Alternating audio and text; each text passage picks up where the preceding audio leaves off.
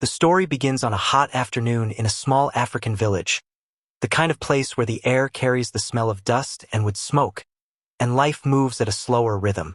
The streets were alive with chatter, yet all eyes seemed drawn toward one corner, where an old woman sat by herself on a worn-out stool. Her back was bent, her clothes faded, her hands trembling from years of labor. But the most striking thing about her was not the wrinkles etched deep into her skin. It was the way she struggled with every movement. Walking even a few steps had become an impossible task, forcing her to rely on neighbors or simply endure the silence of being left behind. For years, she had been forgotten, another invisible figure among the countless who bore the weight of hardship without complaint. And yet, destiny has a way of arranging encounters that seem almost scripted. On that very day, a convoy of cars passed through the village, carrying none other than President Ibrahim Traoré. Many came running to catch a glimpse of their leader, expecting perhaps a wave from behind tinted glass or a brief smile before the cars sped off toward the capital. But what happened next would silence the crowd and etch this afternoon into memory. As the vehicle slowed, Traoré's eyes fell on the old woman. She was not standing with the others, not waving or shouting his name.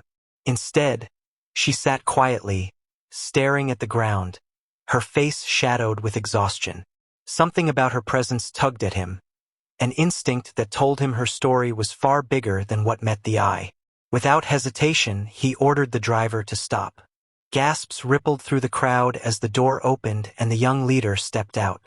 There was no stage, no microphones, no cameras arranged for a perfect shot. It was just Traoré walking toward an old woman who could barely lift her head to see who was approaching. The villagers stood frozen, unable to believe that their president had stopped everything for someone they themselves often overlooked. It was a moment of contrast, power meeting vulnerability, authority kneeling beside weakness. Traoré crouched beside her, his voice soft but steady. "Mother, what troubles you?" he asked, and in that instant, the atmosphere shifted. This was not a politician addressing a stranger. This was a son speaking to a mother, a leader recognizing the humanity others had long ignored. The old woman raised her eyes slowly, struggling to believe who was in front of her. The murmurs of the crowd grew louder, but she didn't speak right away. Her lips trembled, and tears welled up in the corners of her eyes. Finally, in a frail whisper, she said, "My son, I cannot walk anymore. My legs gave up long ago, and I am left here, watching the world move without me." Her words cut through the noise like a blade. For many in the crowd, it was the first time they had heard her voice. They realized how little they knew of her struggle, though she had lived among them for decades. Some turned away in shame, others looked on in silence, but all waited for Traoré's reply. He reached out, taking her hand into his. His grip was firm, but his expression carried no trace of superiority. He listened, not as a president burdened with national affairs, but as a son listening to the pain of a mother. And then, without hesitation, he stood and gestured toward his team. "Bring a chair that can move. Bring something that will carry her where her feet cannot." The crowd gasped again. Within moments, one of the aides returned with a wheelchair, freshly unwrapped, its metal frame glinting in the sunlight.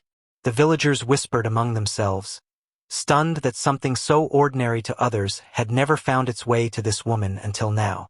Traoré himself helped lift her gently into the chair, his hands steady, his eyes calm. As she settled into it, a look of relief spread across her face, mingled with disbelief. She moved her hands along the wheels, testing them, as though she couldn't trust what her body was now able to do.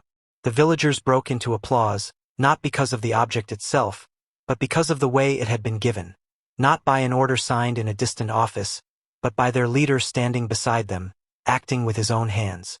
Then came the moment that silenced even the loudest whispers.